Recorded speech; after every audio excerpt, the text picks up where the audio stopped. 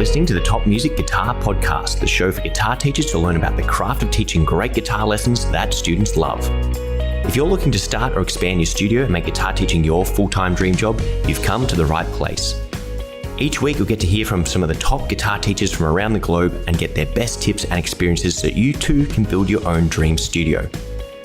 I'm your host, Michael, and I've founded one of the top guitar schools in Australia, written a best-selling curriculum, and I mentor guitar teachers. I'm excited to share my expertise with you and the wisdom of all the experts we interview. Make sure to subscribe so you don't miss any future episodes. Let's get into it.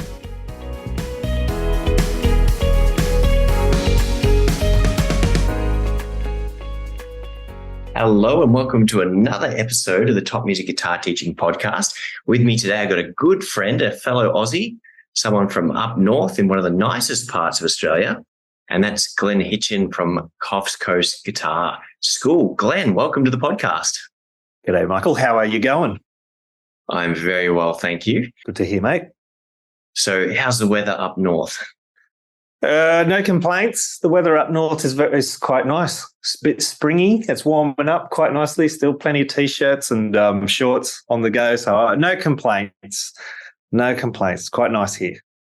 I was just having a chat to Glen before we went live, and it's here. It's a Saturday afternoon, and I've been hanging out to get outside in the sun all day, and this is the last thing on the to-do list, and it's just started raining. The sun's gone hiding behind the clouds. And it doesn't look like I'm going to get any sun today, but at least I can talk to you, not from sunny Queensland, but the topmost point of New South Wales. Now, What's Coffs Coast, one of the nicest parts of Australia, as I said? It's a big touristy destination place. Yeah. What's Coffs Harbour famous for? Coffs Harbour. What is Coffs Harbour famous for? I reckon if you typed that into Google, you'd come up with a picture of a big banana. That's over 50 years old, even. Not the same banana. I'm sure it's been refurbished. But yeah, we are home of the big banana. So for our international listeners, us Aussies and our country towns, we love putting big fiberglass things in them. Do you know why that is, Glen? You've been around a bit longer than me. Maybe you've got a bigger insight than for our listeners. I don't know why it is, but look, I can... And this banana, it's big enough you can walk through it. You walk in one end of the banana and come out the other end of the banana. It's always a little bit of fun. You often come out with a chocolate-coated banana as well, don't you? There's chocolate snack. Yeah, there's frozen chocolate-coated bananas covered in. You can get them with nuts or hundreds and thousands on them, or just straight chocolate. So yeah, there is that. And I tell you, it's on the main road, just driving north out of town before you get back on the highway. And you're pretty much guaranteed to always see somebody or a group of people standing out the front, like standing in front of the banana. Hey, photos of the big banana. If you've never heard of it, Google it. You'll see exactly what we're talking about. But yeah, there's many towns in this country that have big things. I don't know what the fascination is as a kid growing up. If we were on a trip up and down the highway with the family and there was a big thing, it was always exciting. As an adult, I think it's still a little bit exciting. It's just kind of cool. 100%. And I think you mentioned you're from a town, or you were residing in a town called Goulburn, which has another big thing, doesn't it? Yeah, many years ago now. We're talking 1999. I lived there. Worked at a place there, and they had the big merino, the big sheep, the big ram with horns, big woolly sheep, fiberglass. Wasn't woolly at all. Big fiberglass sheep that you could walk inside of, because it's always good to go inside the big things. You can walk up some stairs. You can look out its eyeball. That's a bit weird. And truth be told, if you go around behind the big merino sheep, there's a big set of fiberglass something else hanging out the back. Very realistic sheep. Let's say that. Yeah, they paid attention to detail there. And as a Victorian band, it's almost like a rite of passage whenever you do your first tour and you're driving up to Sydney or Canberra or somewhere on the East Coast, is you stop by the big merino and you get a big photo out the front doing what you said, the hands up, but you can also get a big photo from behind as well. That's it. I mean, look, you drive a couple of hours north of here, you're in the Byron area, there's a town, Ballina, and they've got the big prawn. You go up the Sunshine Coast in Queensland, big pineapple. Down in the Snowy Mountains, the big trout. Robertson, Southern Highlands, big potato, which the locals call the big poo. So that kind of looks like that. And yeah, man, any big things you can think off the top of your head, Michael? There's a big prawn somewhere on the way to South Australia as well. So there's contested as to Two who big has the prawns. biggest prawns. Yeah. Yes. Nice. The one in Ballina is right out the front of Bunnings. Yeah. Some town's got the biggest Bunnings as well. I wonder which one that is. But maybe if you build the big guitar, you get students. Tamworth. Tamworth. There's they have a big guitar. the big golden guitar in Tamworth. Yes. Oh, that makes sense. Tamworth is like the country music capital of Australia for our international listeners. So that's right. Yeah, big country music town, that one. So if you have a fascination with these big fiberglass things, jump on Google. You'll find some awesome big fiberglass things. And if you've traveled around Australia, you've got a photo in front of one of these, maybe post on the Top Music message board or the Facebook group, or send us an email with your family photo or selfie in front of one of these big things. Yeah. But Glenn, we didn't get here to talk about big giant fiberglass bananas and things like that. We wanted to have a chat about guitar teaching. So can you give the listeners a brief story about your guitar teaching journey so far? Okay, a brief story about the guitar teaching journey would have been heading towards 10 years ago. On the back of many years of playing actively in a band for a bunch of years based out of the Illawarra, Wollongong, with a lot of gigging and recording and playing, and also a bit of study of music at Wollongong University, and after the band ran its course, I got back into studying with some jazz guitar mentors in Sydney, and even thought I'll get a diploma in music from Sydney TAFE, and I thought teaching would be nice. I had plans to relocate up to the mid-north coast where I am now, but I got the ball rolling down in Sydney just amongst some people I knew through work and the like there. I started getting my feet wet there, and started to find some online sort of resources around how to go about it. I used some of the topics we covered at TAFE as well, which geared us towards it, lesson planning, how to deliver things in a structure and all that sort of thing, but really just kind of jumped into it there. Moved up to Coffs Harbour with the intention of starting it. So I had a second job when I first got here. And basically I hit up a local school in a small town of Bellingen where I lived for a short time. And they let me come in there one day a week and teach a bunch of kids there. I taught there for a couple of years, teaching from home, flyers around the town, moved up into Coffs, a little bit further up the highway, same sort of process. Just started, made a website promoting that, flyers in town, bit of marketing on the local level, people coming to my house for lessons, still kept going to Bellingen once a week. And just started building students through that. I went to some people's homes as well, before ultimately taking the plunge on a commercial location, which I was at for a few years, and quitting the day job and going full time and growing students and just living off that. Had a little bit of a breather at the start of 2020, and then back into it with renewed vigor and pumping along, and many years under the belt now, and many students helping here in this lovely little town of Coffs.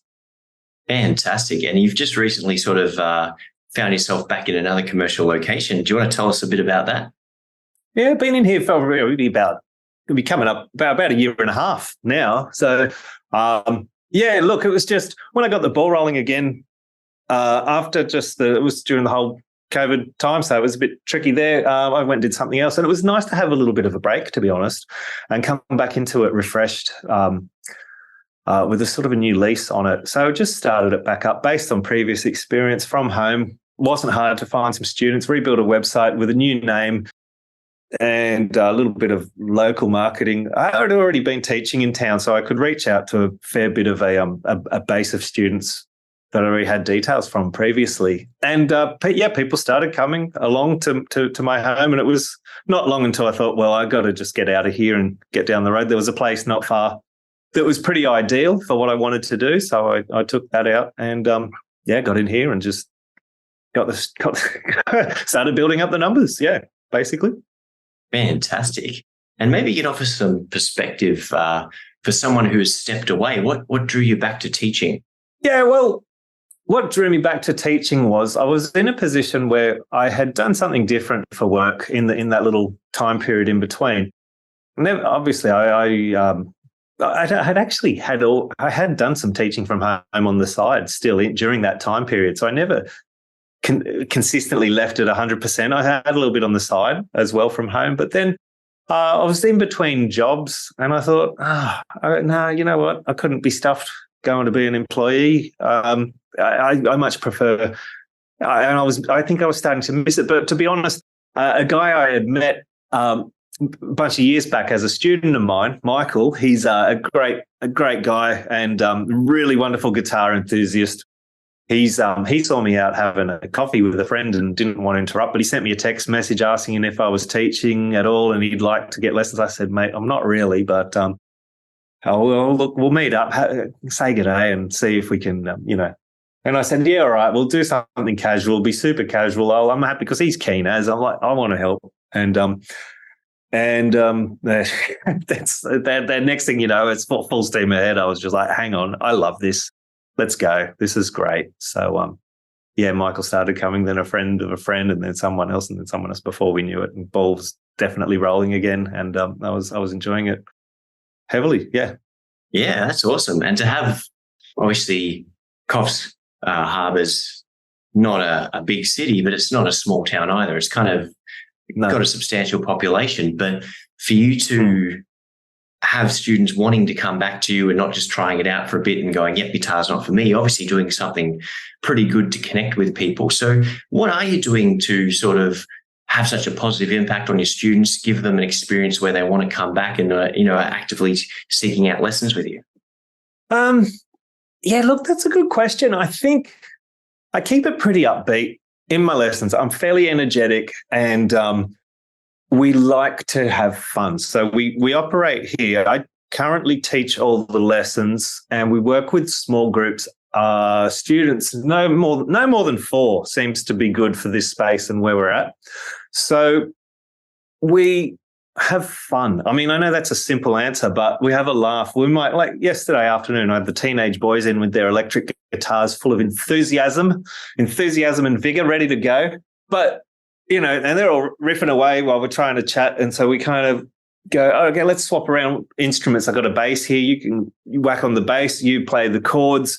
You could do the lead stuff, think this scale or that scale. We're going to swap around a little bit of, showing and sharing what each other's working on during the week. We'll dive into some of the content that I work through and keep it mixed up, hear what it is that they're after, but have a balance of, everyone kind of having a little moment to share what they're doing on the guitar, where they're at, having a collaborative effort and having a laugh, bringing some personality. It's guitar we're doing here. We're not here to, we're not doing brain surgery. It's a fun activity and it should be fun. I get people we get frustrated sometimes as guitarists ourselves. We've gone through peaks and valleys over the years, plateaus and triumphs and all of that stuff. We know what it's like to get frustrated. So you've got to give a nice bit of encouragement. Don't let it get you down. Keep doing what you're doing. You're doing great, sort of thing, And just sort of in this town, like you said, the population size is not massive, but it's not small. It's kind of, to be honest, it's kind of in the Goldilocks zone, I guess you'd say. So for marketing, I think word of mouth travels really well in a town this size. And because then you've got the area and a little bit spread out, but then you've got highway and the bush and countryside, and coastline, and you've got to go an hour up the highway to the next big town, sort of thing, or south as well to the next big town. So word of mouth can sort of do well. If I've got a good, I think if you keep that sort of community personality and fun and people having improvement on their playing with the instrument. And people tell someone who tells someone who tells someone, and that's fine by me. Come along, but I don't really advertise, to be honest. Yeah, no, that's a really, really good position to be in. And I do want to come back to this word of mouth thing because I think it's really, really important. But I think it's also worth highlighting. The most important thing was you make lessons fun. And I think teachers sometimes either lose track of it because we being professionals often we're so focused on a goal or getting to a certain point, we forget that the average person is just looking for a hobby. They just want to pick it up and strum a few chords and fill in an hour here, an hour there. They're not led by this burning desire to be the best, or they're not aiming to, they don't have a gig to work towards. They're not working to any sort of deadline. And we can often go, or we find practicing for 3 hours a day fun, but other people find that the most tedious thing in the world. So I think it's really important that you mentioned that is how can we make lessons fun for our students, whether that's having a nice big smile when they come in, whether that's being really casual about it, telling a few jokes and all those kind of things. But yeah, I think that's something really important that you mentioned there. That's true. A lot of people, and not that we won't get somebody who comes in who's got that drive and will be at home practicing, and that is the case as well. But still making it fun for them, but a lot of people, they're just. I mean, how many times do you hear people come in? I don't want to perform. I want to hang out at home, maybe take it camping and have the acoustic guitar, do all that sort of thing. I go, that's no worries. Let's get into that. Let's and generally it's a very popular instrument, the guitar, and for good reason. It's a very rewarding instrument and experience to develop a skill on it, especially if you're brand new and it's something you've seen your whole life and listened to, but you've never seen or imagined yourself playing it or had the experience of being a musician even. And I've got some really lovely students who nice long-term students who just shift those goalposts. Like when we met, they're like we all were when we first pick up a guitar. We're all on the same. We're all in the same boat, and they're going, "How do I do this? How do I do this chord? Whatever it may be, it might be an E minor, a D, And now they're not complaining about that at all. Fingers are moving fine. How do I do that? How do I get that soul? How do I do, they shift the goalposts forward and forward, and they're loving it. And to hear them talk about that, I was like, I get up on a Saturday morning, I'm on the veranda, the sun's coming up, got my cup of tea, I'm strumming away.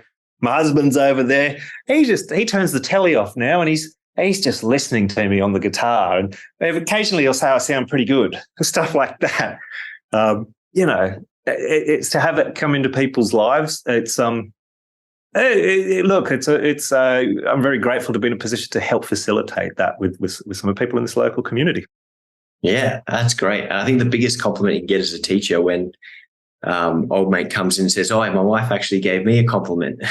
She says, "It's actually starting to sound half decent." Or She goes, "Oh, I know." Or they hear him singing along in the other room from putting some lyrics over the top. So yeah, I think you hit the nail on the head there in terms of helping them have fun and make that connection. Yeah, exactly. Now, the other thing I wanted to jump into just quickly was you mentioned like word of mouth and how important that is. It's one of the hardest things to establish. Anyone can advertise to varying degrees of success, but if you've got people telling other people about your business and you've got referrals coming in, that means you're doing something right. Now, if you're not getting referrals, that means people aren't not talking about you. It just means someone saying, "Hey, have you heard about this Glen bloke or this Michael bloke? What do you reckon?" And they're saying, "Oh, I tried lessons for a bit and maybe steer clear of that one." So if you're not getting referrals, it means your lessons aren't good enough for people to want to refer their friends, and or potentially they're telling for their friends not to worry about it, to go look elsewhere. So it doesn't sound like you've got that problem there, Glenn. It sounds like you've got the opposite. But for some of our listeners at home, if you're not getting the word of mouth, that's a good indication of you need to improve a few things, whether that's you personally just becoming a bit more friendly and approachable and communicable, or whether it's the fact that you need to shape up your program a little bit.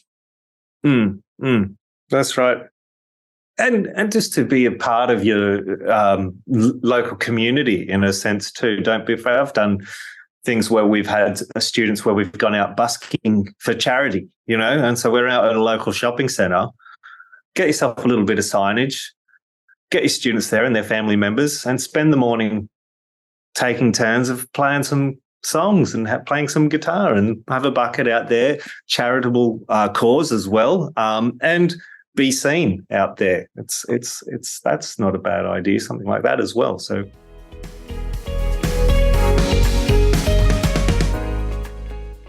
Hey there, guys. It's Michael here with a quick message from Top Music. Are you a passionate guitar teacher looking for tips to make lessons more fun and engaging for your students? Maybe you're struggling to grow your business and need help getting more students to take lessons with you. Maybe you're a guitar player who wants to get out of a day job and make music your full-time gig with some teaching on the side. If you found yourself saying yes, then look no further than a membership with us at Top Music Guitar. Top Music is a place music teachers can come together from all over the world to share ideas, develop both their teaching skills and their business knowledge, and receive advice from industry experts. You'll get access to over 20 courses for guitar teachers and a host of general music teaching resources that will help you have a bigger impact on your students, teach better lessons, and of course, make you more money. For less than the price of what you charge for a private lesson, $49 per month, you'll get access to everything you need to bring your studio to life and become the best teacher you can be. Join now at www.topmusicguitar.com. Now, back to the podcast.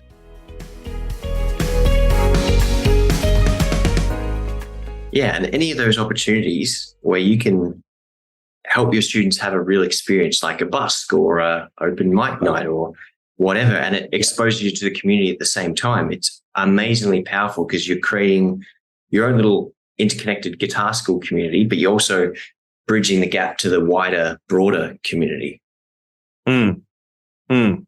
Exactly. So that sounds interesting. Tell us a little bit more about this charity busk and what it involved and how you set it up. That last one we did was a little while ago. Now, what we've done more recently is more of a concert thing with the stage and indoors and a thing. The last time we did the busking, it was at the previous location, which had upstairs from where I was. It was a little local little shopping, what do they call them in America? Strip mall sort of thing. And so we had a little supermarket, hairdressers, bakery, newsagents, butchers, takeaway shop, physio, guitar lessons. We're all there together. And I was good friends with the guy who did the coffees up at the bakery. And so he's like, mate, get him out here. I was telling him the idea, and he's like, do it here, do it out the front of the bakery. So I was like, brilliant, let's just do that. So we organised it with him. I organised it with Starlight Foundation. I thought it was a good charitable cause, and so we got a little bit of their signage and this and that, our own, and we just kind of met there with students out the front, set up an amplifier, a microphone. We had people in the car park and up the footpath, all just hanging around, and from young kids. No, it wasn't adults. All the adults piked it on that one, but we had a whole heap of kids who got involved. From younger ones, we had some singers playing and singing, rocking out some riffs, doing some electric guitar, acoustic guitar. I'd jump on here and there. We were there for a good half an hour. So it's a busy little, it was a busy little, community shopping joint, little set of shops. So plenty of people were coming and going and seeing what we were doing. And mate, we just had a really great experience all around, I think. We annoyed the newsagent owner, this cranky old dude, because he was next door and he was whinging, all these people here, this is terrible. Like, anyway, we appreciate the extra people walking past and coming in the shop. Yeah, so that's good to do stuff like that. Yeah, that's not too tricky to do something like that. Very easy. Keep it casual, keep it enjoyable, be very supportive, and people get nervous. A lot of people never performed. We did a school concert earlier this year, and that was really good. We did it. We hired a community hall and in town, which was nice. Had a good capacity. We had over 100 people in the audience, family members and the like. We put on some food and drink, and it was a good setup with a PA and the microphone. So we had a little bit of a video backdrop and the coloured lights, all of that. And we just took turns getting up groups of students, adults this time, thankfully. There was, it went really well. And people had a very enjoyable experience. A lot of people who'd never performed before in their life. So just a really great, a whole lot of courage of them to get up there and do it, and to be able to help them do that required a bit of effort on our part, but that's part of the job. Yeah, it sounds absolutely terrific. And sometimes the adults are bigger chickens than the kids are when it comes to performing, but Yeah, that's true. Very serious, especially this couple of guys. Michael, who I mentioned before, the guy who kind of saw me and spurred me on to get back into it. Him and another dude, Courtney, were doing a little duo together, and they're just out the back the whole time, just running through their chops, warming up. We're ready. Warming up, sneaky beer, warming up, you know. And they did great. It was really, really good. Yeah. Yeah, no, it's amazing. And this is the reason why the word gets out about your school, is because one, giving the students memories that they'll never ever forget, but two, everyone else in the community can see how much fun people are having, and the name gets out there, the word gets on the street, and the rest is history. Look where you are now. People take photos of their family members, share it on their Facebooks and Instagrams. They'll give you a tag and things like that. So it does help. And that's all. You know, that sort of visibility as well is quite good. But yeah, but and to be honest, though, I just kind of want to go back. It's fun to talk about these things and where we go, but when I cast my mind back several years, I wasn't doing that. When I was grinding it to get momentum going, it was a different story. You know, I hooked up with a couple of local sort of business advice people, and they helped by I wrote a little article they put in their newsletter and that they put in the local newspaper. I took their advice on doing this. There was some other.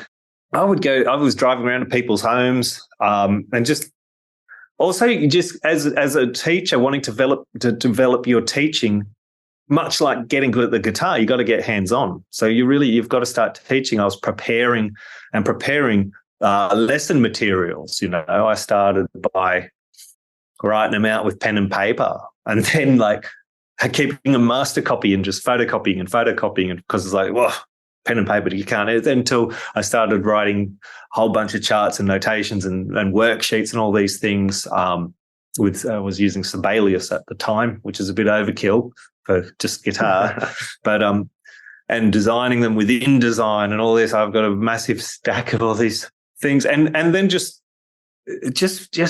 learning the process and being open, listening to podcasts like this for experience on what to do, but keeping track, learning about the administrative side of things as well, keeping track of lesson notes, keeping track of payments, how to go about monitoring that stuff, running it on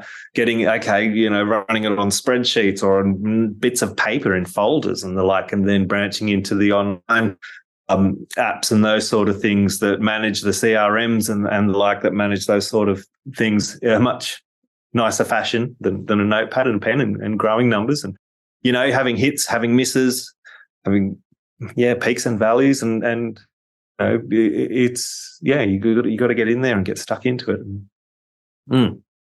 And maybe looking back from when you got started, as you mentioned, like writing everything out by hand, Sibelius, what are maybe three of the biggest force multipliers or leverage points for you as a teacher? So, you know, if you were talking to some of our listeners who are just getting started with teaching, what would you say you need to have this, and this in place? What would that be? Having lesson material on hand that's practical. I'm going to give people something clearly to take home, whether it's in a display folder fill up a book of their own, to be able to go home and work on that, to be able to have a categorized set of lesson material from different aspects of the guitar. Get very hands-on, particularly with new students. Get them playing. Don't get too technical at the start.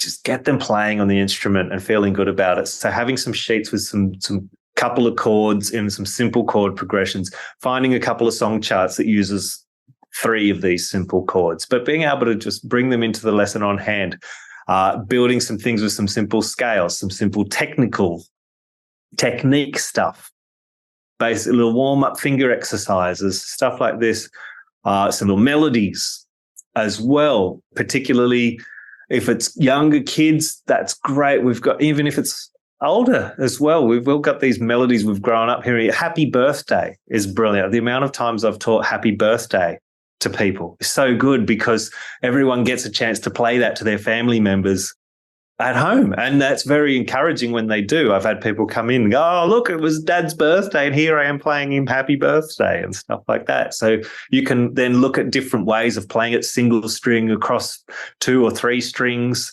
playing it with chords. You can use these things, branch out from them. Here it is in another octave, here it is with no open strings.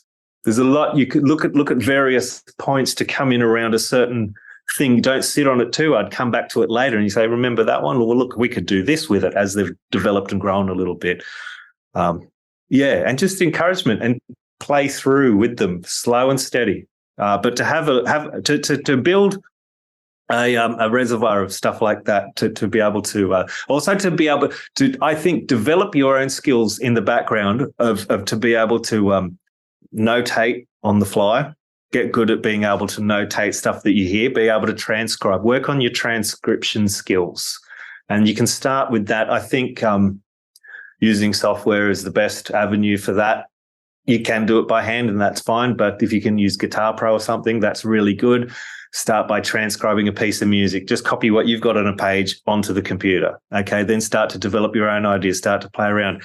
Start to listen to some simple melodies, notate them. Transcription on the fly is really handy for when a student develop your ears as well as a musician. And when someone comes in and wants to go, oh, I really want to learn this. And if you can bang it out for them, and here is a chart and it's presentable and it's laid out well and it's bang, there it is 5 minutes later.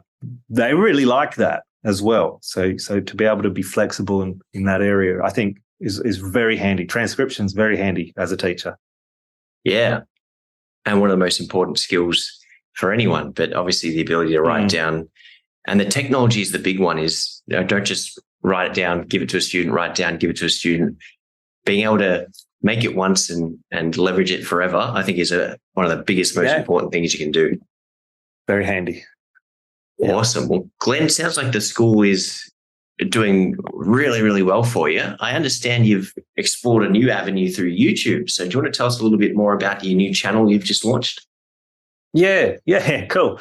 Yeah, something I have had floating around probably for a good 5 years. I can recall I nearly pulled the trigger on it 5 years ago, and now I've gone, oh man, I wish I had have. So it's been quite encouraging to have been asked by somebody local, a student of mine who has an office space nearby with some empty rooms that are sound treated acoustically due to there used to be a hearing aid business where he is. That's not what he does, but he asked me, have you got any use of an acoustically treated room that's empty? I was going, I can ding. I think can't come have a look. So I went in and had a look, and it's this nice little isolated room. Carpet on the walls, it's empty, it's double glazed glass through the control room. It's just these. I'm going, okay, yeah, all right. I want to get some video stuff going on. I thought not only can I create some video content for local students, that thing about starting YouTube again, getting into a sort of a guitar related thing to a larger audience than my local town. So I've launched something. I'm calling it Guitar Practice Hub is what it is. We went because, number one, in terms of practice on the guitar, and sometimes I've always thought, like, some people get put off by that word, but other times so many people come in going, oh, I haven't practiced. Oh, I want to practice. I've practiced more. You get other students who are unstoppable in that area. But I do get queried a lot on practicing. We run through some practice charts here at school. We've got tables for them to fill out to record their areas, tick off the days of the week and all this sort of thing. But it just kind of got me thinking about practicing guitar. So, I've gone and got some gear to set up a little filming space. It's I'm only 3 months old at this point, I think, around now, and I'm making guitar practice videos. So it's like, grab your guitar, press play, and we'll do it together, like right now. So we'll get you practicing. Now, at the moment, getting a YouTube channel started is the big thing, is to just start. I'm not putting it off for another 5 years. So I've been banging out some videos every week on that in a variety of areas to just grow that content on there and give some people some valuable stuff. Thankfully, having a guitar school, I get students coming in who are going and giving me direct feedback because they've been practicing with my YouTube videos during the week. And so it's really nice to get that first-hand feedback on how to kind of, evolve it into a real practical and beneficial thing.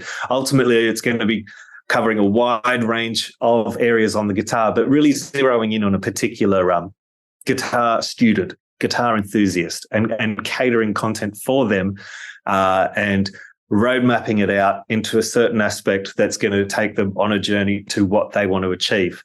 Ultimately grow an audience, ultimately build some other stuff around that I can then offer as more valuable content for that audience.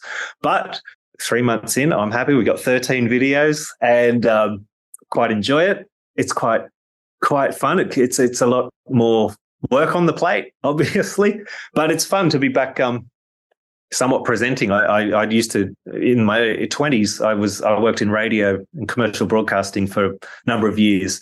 So it's kind of fun to kind of put that hat back on a little bit and be presenting in a sense, but also encouraging and playing guitar and ultimately helping people to practice with their guitar and improve their playing. And, and the same vibe is here. Try to have a nice time while we do it. Don't stress. It's all good.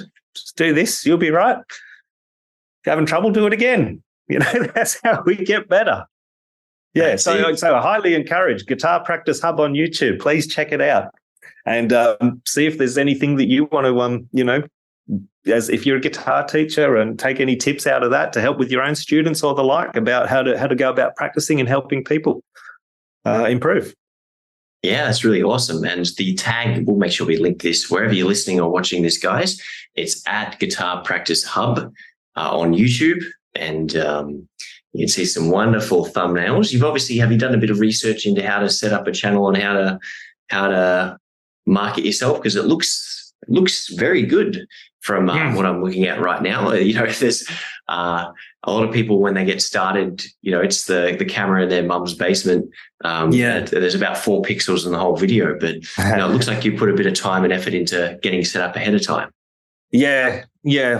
Yeah, I'm jumping right in and doing a lot of research around it. I'm not trying to reinvent the wheel or figure out how to invent the wheel. I'm like, okay, what do you do? So it's I'm taking on a lot of advice from a variety of sources online around that. I went and purchased some gear just to help with the audio, with the lighting, and even with I got a half decent camera. I didn't go crazy, but it was better than my phone, and I like that. Just some tripods, and thankfully I can leave it all set up in the space and duck in and out of there as I want to. But I've taken some thumbnail advice. Thankfully, look, locally here again, DIY for knuckleheads. There's a YouTube channel for you if you're into some home do-it-yourself sort of stuff. He's a local dude, Uncle Knackers, and we have a mutual friend. And we've been hooked up with each other. He's a YouTuber, and that's what he does. So we've caught up, we've spoken on emails, we've had a coffee and had some really good chats. He's much further along, and he's a wise man in the world of YouTube, although he would not say that. But it's really nice to be able to sit down with someone firsthand, and they say, here's this suggestion, I suggest this, and then to be able to just go and I go, all right, I'll take that advice and I'll just immediately start implementing it. So there's a lot of room to grow and to grow as a producer of this sort of content, and I'm really looking forward to it. I'm well prepared for a long-term grind in it. And that's totally fine. I think ultimately it's something I want to kind of, grow as a business venture as well, to help free up a little bit of time away from in-person teaching for family, more time with my beautiful family, and and friends and other commitments around town and that sort of thing. But it will not happen without a lot of hard work. So putting in the hard work. Yeah, no, that's really, really awesome to hear. And I've got another channel to check out. Just I'll bring it up. He's got 350,000 subscribers or thereabouts. So obviously that's getting pretty up there in numbers. And I just think it's interesting to point out that just like your guitar students come to you to learn how to play guitar, you're going to someone who's established in their YouTube career to learn how to YouTube. So the theme of learning is always find someone who's doing what you want to do and, ask them for help and get some guidance on what to do. Also, if I want to make a homemade pool table or a 3-pronger boomerang, I can also ask him how to do that from off-cut bits of timber and the like. That one, for those of you who are listening at home, the first video suggested is this boomerang was banned, and it's this 3. I cannot wait to watch this video as soon as we jump off this podcast. So he's already got me intrigued straight away. Oh, that's good. And for our listeners, Lauren Bateman, who's a good friend of mine and was one of the first 3 interviews that helped us launch this podcast, she has her own side channel called Full-Time YouTubers. So she's up to about 300,000 subscribers herself. She's doing tremendously well, and she's got the amazing merge of she's a marketer who's gone into YouTube guitar teaching and is kicking goals and putting some massive amount of points on the scoreboard in her division. So she's got a really good course. I've done the level 1 version of her course, and that sort of helped me get a lot of things established in my own YouTube channel. I'm by no means great at YouTube. I probably started my own channel in the 31st of October last year. So 2022 was when I formally said, yep, I'm going to do guitar lessons on YouTube. And I reckon I'm doing all right, but I got some great advice from Lauren. She was very helpful. So if you are a guitar teacher wanting to shift into it, check out Glen's channel. Success leaves clues. If he's doing some amazing stuff, watch a few of his videos and try and figure out what he's doing, or go to the source, Mr. What do you say? Uncle Knackers at DIY for Knuckleheads. And of course, yes. Lauren Bateman, a shout out for her. She's got some amazing stuff. So if you find her on social media or check out her side channel, Full-Time YouTubers, she's got some great stuff. You can check out some great free stuff and some even better paid stuff. So Glen, we'll bring this one in for landing. Do you have any last bits of wisdom, whether that's for teaching or YouTube or radio presentation and charisma and talking and communicating? Do you have any tips for our listeners or final bits of wisdom we can share? Don't be afraid to jump into the deep end of the pool. You will probably not sink. You will most likely swim.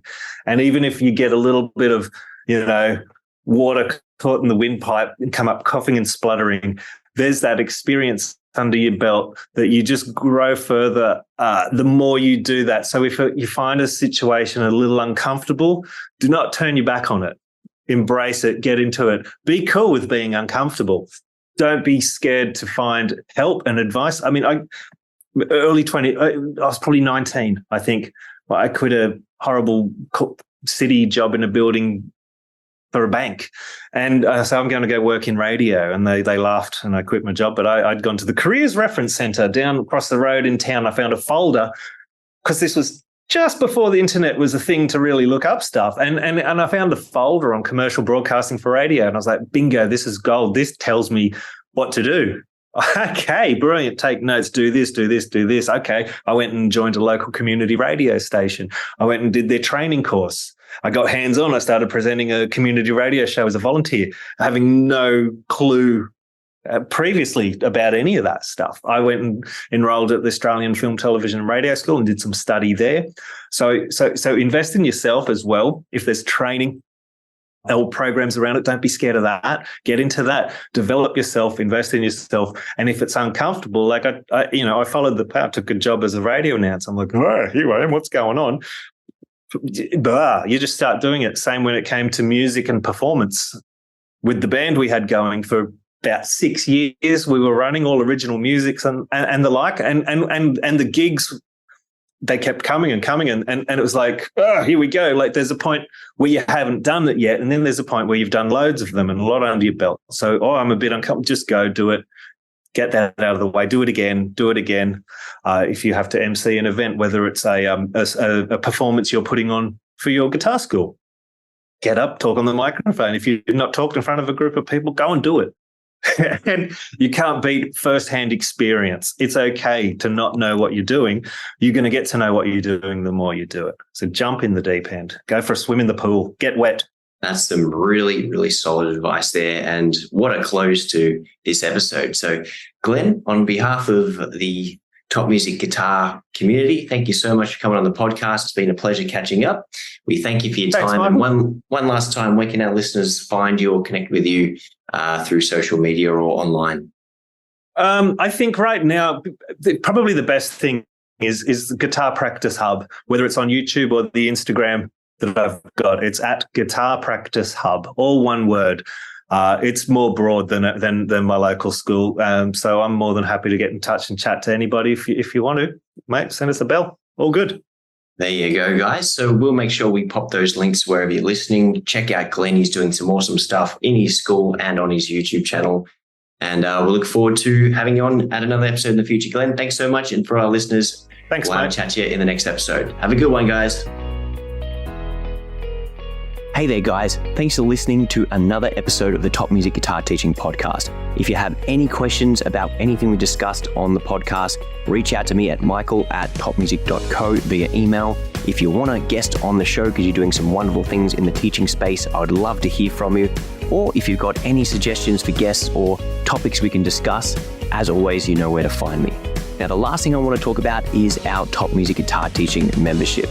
We have over 1,000 members at Top Music, and that is a huge community of people that you can connect with online, share wonderful teaching tips, and of course, network with. We've also got over 20 courses for music teachers, 12 special ones for guitar on every topic imaginable, from group teaching, private teaching, how to find more students, how to build websites, everything you could possibly want to need to know about teaching, building a business, and getting more students is covered. And you get access to all of this for $49, probably less than what you charge for a 1-hour private lesson every single month.